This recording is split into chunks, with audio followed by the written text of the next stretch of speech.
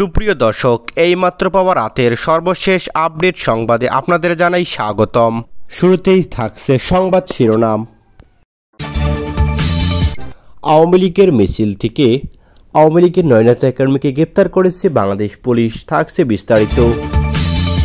এদেশে পরিবর্তন আমাদেরকে করতে হবে বললেন মুফতি রেজাউল করিম পীর সাহেব। থাকছে বিস্তারিত এবং সবশেষ জানিয়ে দেব শীঘ্রই দেশে ফিরছেন কয়েক সপ্তাহের মধ্যে তারেক রহমান বললেন ডাক্তার জাহিদ হোসেন। এতক্ষণ শুনছিলেন সংবাদ শিরোনাম, এবার থাকছে বিস্তারিত। কার্যক্রম নিষিদ্ধ আওয়ামী লীগের 9 জন নেতাকর্মীকে গ্রেপ্তার করেছে ঢাকা মহানগর গোয়েন্দা পুলিশ। রাতে অভিযান চালিয়ে তাদেরকে গ্রেপ্তার করা হয়।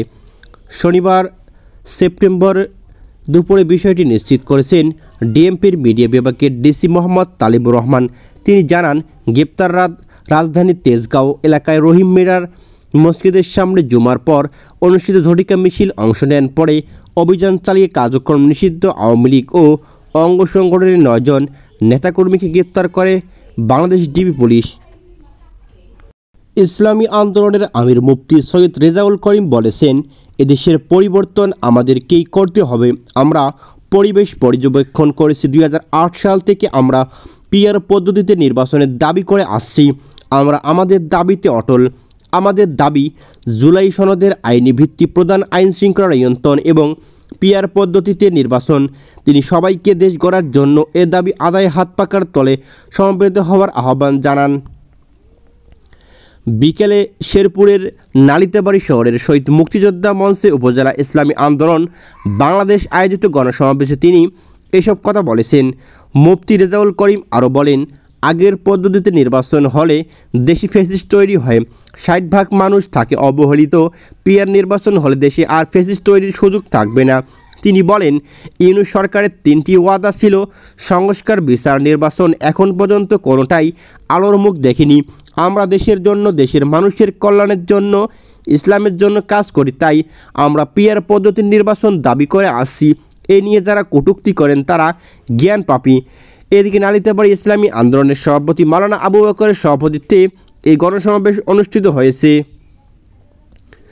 গণসমাবেশকে ঘিরে দুপুর থেকেই ইসলামী আন্দোলনের নেতাকর্মীদের মাঝে ছিল উৎসবমুখর পরিবেশ। দূর দূরান্ত থেকে খণ্ড খণ্ড মিছিল নিয়ে নেতাকর্মীরা শহীদ মুক্তিযোদ্ধা মঞ্চে প্রবেশ করেন। বিকাল 5:30টায় মুফতি রেজাউল করিম তার বক্তব্য উপস্থাপন করেন। আগামী কয়েক সপ্তাহের মধ্যেই বিএনপির ভারপ্রাপ্ত চেয়ারম্যান তারেক রহমান দেশে ফিরবেন বলে জানিয়েছেন বিএনপির স্থায়ী কমিটির সদস্য ডাক্তার এজেড জাহিদ হোসেন। রাজধানীর মতিঝিলে পূবালী ব্যাংকের কর্মচারী সংঘের জাতীয় সম্মেলন এ তথ্য দেন তিনি।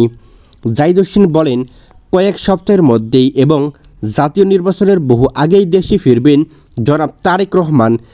দেশে থেকে তিনি দলকে নেতৃত্ব দেবেন। তিনি বলেন, যারা নির্বাচন নিয়ে ষড়যন্ত্র করছে সেই ষড়যন্ত্র কাজে দেবে না।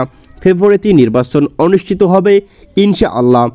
আওয়ামী লীগ আবারও সুযোগ খুঁজছে মন্তব্য করে জাহিদ হোসেন বলেন, পিছনের দরজা দিয়ে এসে জনগণের অধিকার হরণ করা যায়। তাই সবাইকে চলমান ষড়যন্ত্র রুখতে চোখ কান খোলা রাখার আহ্বান জানাচ্ছি।